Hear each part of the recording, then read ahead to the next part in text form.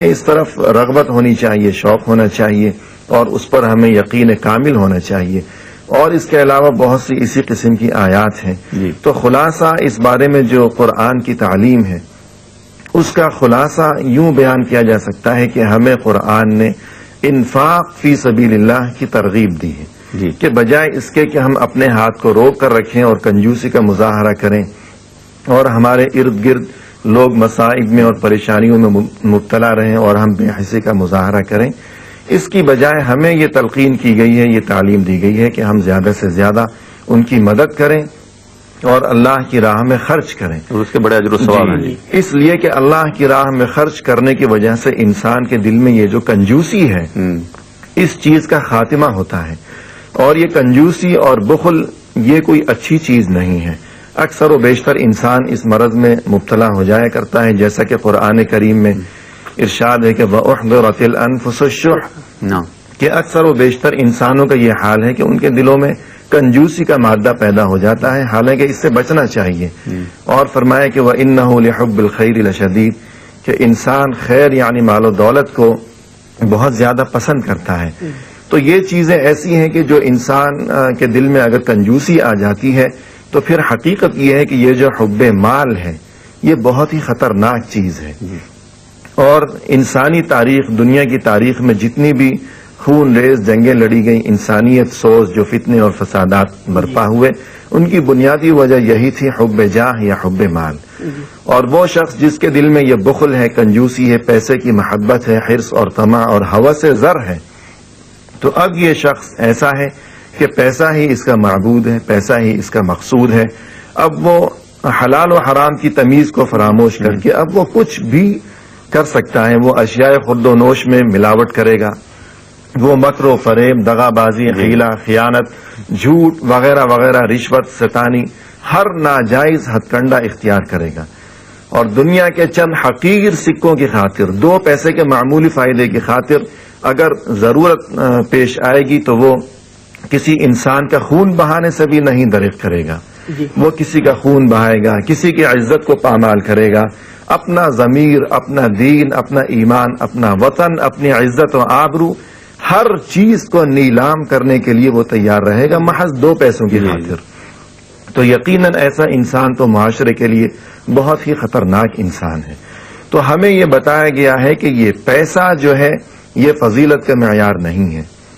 پیسہ تو اللہ تعالیٰ مومن کو بھی دیتا ہے، کافر کو بھی دیتا ہے، صالح اور متقی. جی ہاں، یہ خرچ کرنا جو ہے فضیلت کا یہ معیار ہے. کُلًّا نُمِدُّ هَٰؤُلَاءِ وَهَٰؤُلَاءِ مِنْ عَطَاءِ رَبِّكَ وَمَا كَانَ عَطَاءُ رَبِّكَ مَحْظُورًا. اللہ تو انہیں بھی دیتا ہے، انہیں بھی دیتا ہے، اچھوں کو بھی دیتا ہے، بروں کو بھی دیتا ہے. اس کے ہاں خزانے میں کوئی کمی نہیں ہے. تو اصل چیز یہ ہے کہ وَآتَى الْمَالَ عَلَىٰ حُبِّهِ، کہ اس چیز کو ہم اپنا معیار بنائیں کہ ہمارے دلوں میں جو پیسے کی محبت ہے ہم دلوں کو اس سے پاک کریں، اور اس پیسے کی محبت کی جگہ ہم اپنے دلوں میں اللہ کی محبت کو بسائیں. یہ چیز ہے. یعنی پیسہ جمع کرنا یہ چیز قابل توجہ نہیں، بلکہ توجہ اور شوق اس طرف ہونا چاہیے کہ اللہ نے ہمیں جو کچھ دیا ہے اس کا ذریعہ ہم خلق خدا کی مدد کریں. تو یہ اصل چیز ہے. آپ کی باتوں سے معلوم ہوا کہ زکوٰۃ کا بہت زیادہ فائدہ ہے، بہت زیادہ ثواب ہے زکوٰۃ دینے سے، انفاق کرنے سے، خرچ کرنے سے. اور جیسا کہ جگہ اللہ تعالیٰ خود فرماتا ہے وَرَحْمَتِي وَسِعَتْ كُلَّ شَيْءٍ وَسَأَكْتُبُهَا لِلَّذِينَ يُؤْتُونَ الصَّلَاةَ وَيُؤْتُونَ الزَّكَاةَ فَسَأَكْتُبُهَا لِلَّذِينَ يَتَّقُونَ وَيُؤْتُونَ الزَّكَاةَ، کہ میں اپنی رحمت ان لوگوں کے لیے لکھ دوں گا، خاص کر دوں گا جو لوگ زکوٰۃ دیتے ہیں. تو اللہ کی طرح اللہ کی رحمت جس کو مل جائے اس کو تو ثواب ہی ثواب ہے، اس سے بڑھ کر ثواب کیا ہو سکتا ہے. جزاک اللہ خیر. ایک بات رہ گئی تھی مولانا حدیث کے ضمن میں، مانعین زکوٰۃ یا زکوٰۃ نہ دینے والوں کے لیے جو وعیدیں آئی ہیں وہ ہم نے معلوم کی. منکرین زکوٰۃ جو ہوتے ہیں، زکوٰۃ کو جو انکار کرتے ہیں، ان کی کیا حالت ہوتی ہے ان کی قرآن کی یا سنت کی روشنی میں؟ ظاہر ہے دین کا کوئی بھی فریضہ وہ صرف زکوٰۃ پر منحصر نہیں ہے.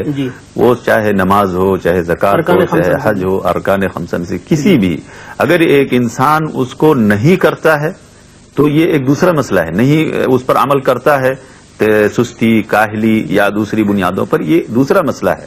اور ایک انسان اس کا انکار کرتا ہے، یہ ایک الگ مسئلہ ہے. انکار کرنے والا صراحتاً کافر ہے، اس کا دین میں کوئی حصہ نہیں ہے. اس لیے کہ یہ دین کا بنیادی رکن ہے. نماز نہ پڑھنے والا، اس کے بارے میں علماء کے درمیان اختلاف ہے کہ وہ کافر ہے کہ نہیں ہے، یہ یعنی صرف سستی اور کاہلی کی بنیاد پر. لیکن جو انسان نماز آمدن اس کا انکار کرتا ہو کہ نماز فرض نہیں ہے، اس پر کسی کا اختلاف نہیں کہ وہ کافر ہے. اسی طرح زکوٰۃ کا مسئلہ ہے، زکوٰۃ نہ دینے والا کافر ہے، فاسق ہے، کیا یہ الگ مسئلہ ہے. لیکن ایک انسان انکار کرے کہ زکوٰۃ اس زمانے میں یا کسی بھی وقت واجب نہیں ہے، فرض نہیں ہے، تو وہ انسان کافر ہے، اس کا دین میں کوئی حصہ نہیں رہ گیا. اس لیے کہ وہ ایک بنیادی رکن کا منکر ہے. جی ظاہر ہے. جزاکم اللہ خیر. اسلام کے بہت عظیم مقاصد ہیں اور اس کی تعلیمات اسی لیے آئی ہیں کہ وہ مقاصد حل ہوں، وہ مقاصد پائے جائیں. جی. اور عام انسانوں کے درمیان اور خاص طور سے مسلمانوں کے درمیان یا اسلامی معاشرے کے درمیان اسلام کا یہ مقصد ہے کہ ایک اخوت کا ماحول، بھائی چارگی کا ماحول پیدا ہو اور برادرانہ تعلقات سب کے اندر استوار ہوں. زکوٰۃ اس مقصد کو حاصل کرنے کے لیے کیا کردار ادا کرتی ہے؟ یعنی دوسرے الفاظ میں زکوٰۃ کی اجتماعی یا اخلاقی فوائد کیا ہیں؟ جی ظاہر ہے، جیسا کہ آپ نے سنا ابھی کہ دنیا میں مال و دولت ہی ایک بہت بڑے فتنے کا سبب بنتا ہے. جی. تو قرآن کریم نے خود کہا کہ انما اموالکم و اولادکم فتنہ، تمہارے مال و دولت، تمہاری اولاد یہ فتنے کا سبب ہے. تو مال بھی ایک بہت بڑا فتنہ ہے. اور جہاں تک زکوٰۃ یہ اس فتنے کو کیسے مٹاتا ہے، اور خصوصاً ہماری اجتماعی زندگی میں اس فتنے کو، یعنی اخلاقی فتنہ جو ہے ہمارے یعنی معاشرے اور سوسائٹی میں جو پیدا ہوتا ہے یا کسی بھی معاشرے سوسائٹی میں، تو اس کو یہ زکوٰۃ کا نظام کس طرح ختم کرتا ہے، اس پر اگر غور کریں. پہلے تو قرآن کریم نے جہاں زکوٰۃ کی فرضیت یا زکوٰۃ کا حکم دیا، وہاں کا خود من اموالہم صدقۃ فرمایا تطہرہم وتزکیہم بہا. دو لفظوں میں اس کی حکمت بیان کی کہ ان کا تطہیر کرو، ان کا تزکیہ کرو. یہ دونوں لفظ اپنے اندر تمام اخلاقی اور روحانی معانی سموئے ہوئے ہیں. اس کے اندر کوئی شک نہیں ہے کہ زکوٰۃ دینے سے، یعنی سب سے پہلی بات تو کہ اخلاقیات میں انسان کے یعنی ایک بہت بری عادت یا جو معاشرے میں ہر انسان اس کو معیوب سمجھتا ہے، وہ کہ انسان کے اندر بخالت ہو. بخل اور شح جو ہے یہ ہر معاشرے میں عیب کی نظر سے دیکھا جاتا ہے. تو اس کو بھی یہ زکوٰۃ جو ہے وہ مٹاتی ہے، بخل کو مٹاتی ہے زکوٰۃ. اسی لیے نبی کریم صلی اللہ علیہ وسلم کی ایک حدیث فرمایا کہ ایاکم والشح فانما ہلک من کان قبلکم بالشح. ابو داؤد کی روایت ہے کہ تم مسلمانوں اپنے آپ کو بخالت سے بچاؤ، کیونکہ پہلے لوگ جو ہے تم سے پہلے جو قومیں آئیں ان کو بخالت نے مٹا دیا، برباد کر دیا. اور دوسری ایک روایت ہے جس کے بارے میں علماء کا قول ہے کہ وہ ضعیف ہے سند کے اعتبار سے، لیکن معنی کے اعتبار سے یقیناً وہ حدیث بھی اپنی جگہ پر صحیح ہے. فرمایا ثلاث مہلکات، تین چیزیں ہلاک کر دینے والی ہیں، شح مطاع وہوى متبع واعجاب المرء بنفسه، کہ تین چیزیں انسان کو برباد کرنے والی. ایک تو بخالت ہے، جو انسان ایسی بخالت کی اس کی اطاعت کرتا ہو، یعنی اس کو اپنا مذہب بنا لیا ہو. اور دوسرا یہ کہ انسان اپنے خواہش کی اتباع کرتا ہو، یعنی وہ یہ نہ دیکھے دین کیا کہتا ہے، شریعت کیا کہتی ہے، صرف جو جی میں آتا ہے کرتا ہے. تو یہ بھی ہلاک کر دینے والی چیز ہے. اور تیسری چیز یہ ہے کہ آدمی اپنے اندر صرف خود پسندی اس کے اندر پائی جائے، یعنی خود اپنی ذات کو سب سے بہتر سمجھتا ہو، دوسروں کو حقیر سمجھتا ہو.